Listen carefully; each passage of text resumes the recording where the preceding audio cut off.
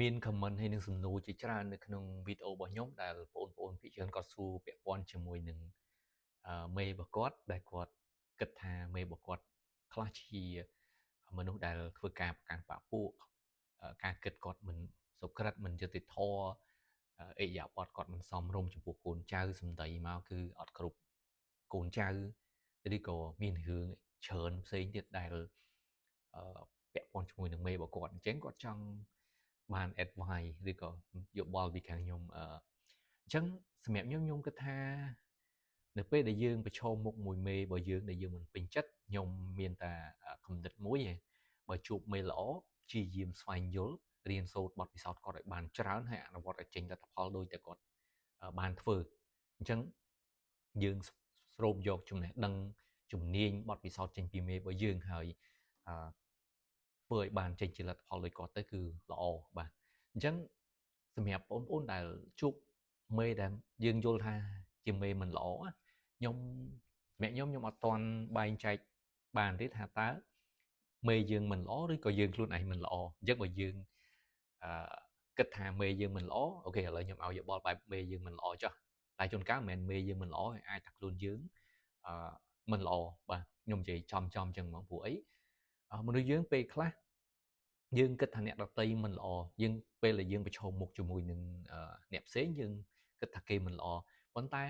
យើងប្រើប្រាស់អារម្មណ៍របស់យើងមកកាត់សេចក្តីមកវិតម្លៃដោយយើងអត់បានយកសកម្មភាពទិន្នន័យយកមកវិភាគជាក់ស្ដែងថាតើគេមិនល្អឬក៏យើងមិនល្អព្រោះយើងអត់អាចដឹងទេថាតើយើងកំពុងតែស្ថិតនៅក្នុងស្ថានភាពមួយដែលកំពុងតែ negative ខ្លាំងពេលខ្លះនៅពេលដែលយើងអឺមានផ្នត់គំនិតឬក៏ចិត្តគំនិត negative ចង់ថាការគិតដែលបែបអាក្រក់ច្រើនណាមានន័យថាយើងអត់សូវអឺបើកទូលាយការគិតរបស់យើងភាគច្រើនចូលចិត្តចាប់កំហុសអ្នកដទៃបាទចូលចិត្តវាតម្លៃអ្នកដទៃក្នុងផ្លូវអាក្រក់អញ្ចឹងទៅបាទហ្នឹងគឺផ្នត់គំនិត negative ដែលខ្ញុំចង់មានន័យហ្នឹងឯងអញ្ចឹងបើសិនជាយើងអឺយើងចង់ថា reflection ខ្ញុំសុំទោសនិយាយបត់ខ្មែរអត់ទាន់អត់ដឹងថាតើវាមានន័យថាម៉េច reflection ចង់សំដៅទៅលើការឆ្លុះបញ្ចាំងខ្លួនឯងឡើងវិញពីសកម្មភាពដែលយើងធ្វើកន្លងមកការគិតរបស់យើងការវាតម្លៃរបស់យើងទៅកាន់អ្នកដទៃតើយើងស្ថិតនៅក្នុង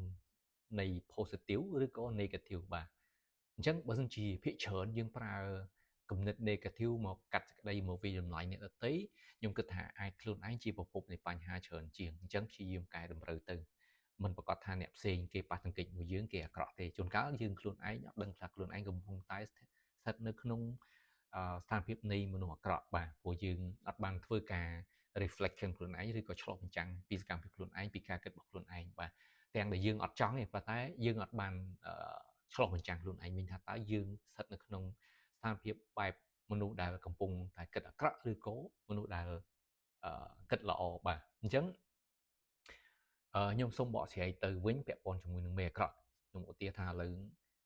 យើងល្អចុះហើយមេយើងអាក្រក់ចុះអញ្ចឹងបើសិនជាយើងជួបមេអាក្រក់មានតែពីរទេបាទសម្រាប់តែយោបល់របស់ខ្ញុំជៀសបានជៀសទៅកុំប្រឈមចំនួនជាមួយគាត់បាទធ្វើការងាររបស់យើងទៅបើសិនជាមានបញ្ហាមួយគាត់ព្យាយាមសម្របសម្រួលទៅមិនបាច់ចាំប្រឈមមួយគាត់ទេបាទធ្វើអ្វីដែលយើងអាចធ្វើទៅបានកុំឲ្យប្រឈមជាមួយគាត់ព្រោះអីគេមេយើងទៅប្រឈមមួយគេអត់ចំណេញទេបាទបើយើងមានឥទ្ធិពលខ្លាំងអាចគិតថាអាចកែប្រែមេរបស់យើងបានក៏សាកល្បងទៅប៉ុន្តែសម្រាប់ខ្ញុំយល់ថាបើយើងមានឥទ្ធិពលជាងមេរបស់យើងនោះមេរបស់យើងច្បាស់ជាអត់ហ៊ានបង្កចំនួនជាមួយយើងឯងអញ្ចឹងមិនបាច់ចាំយើងខ្វល់កន្លែងហ្នឹងទេប៉ុន្តែភាគច្រើននៅពេលដែលមានបញ្ហាជាមួយមេមានន័យថាភាគច្រើនមេមានឥទ្ធិពលជាងយើងឯងបាទហ្នឹងហើយអញ្ចឹងបើសិនជាជៀសបានជៀសកុំប្រឈម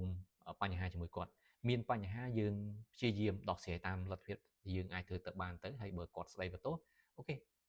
ចាប់ទុកថាអានឹងជាកំហុសយើងទៅដើរចេញទៅហ្នឹងហើយថ្ងៃក្រោយយើងព្យាយាមកាត់បន្ថយចំនួនមួយគាត់អញ្ចឹងអឺអាចធ្វើអញ្ចឹងបានក៏ធ្វើទៅតែបើសិនជាគិតថាវាដល់ដំណាក់កាលធ្ងន់ធ្ងរពេក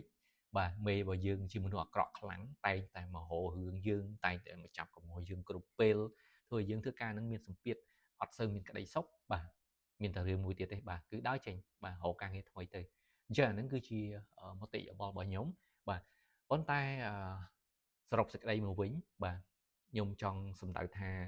នៅពេលដែលយើងប្រឈមមុខជាមួយអ្នកដទៃ យើងស្ថិតនៅក្នុងបណ្ដុំនៃមនុស្សដែលកំពុងតែមានការគិតវិជ្ជមានឬក៏ជាមនុស្សដែលកំពុងតែប្រើប្រាស់ការគិតបែបអវិជ្ជមានអញ្ចឹងទោះបីជាយើងជិះទៅណាក៏ដោយមានន័យថាយើងចេញពីកន្លែងហ្នឹងបើសិនជាយើងទៅកន្លែងផ្សេងទៀតហើយយើងកំពុងតែស្ថិតនៅក្នុងបែបជាមនុស្សមានផ្នត់គំនិតបែបអវិជ្ជមានច្រើនអញ្ចឹងទៅណាក៏ប្រឈមដែរក៏មានរឿងដែរ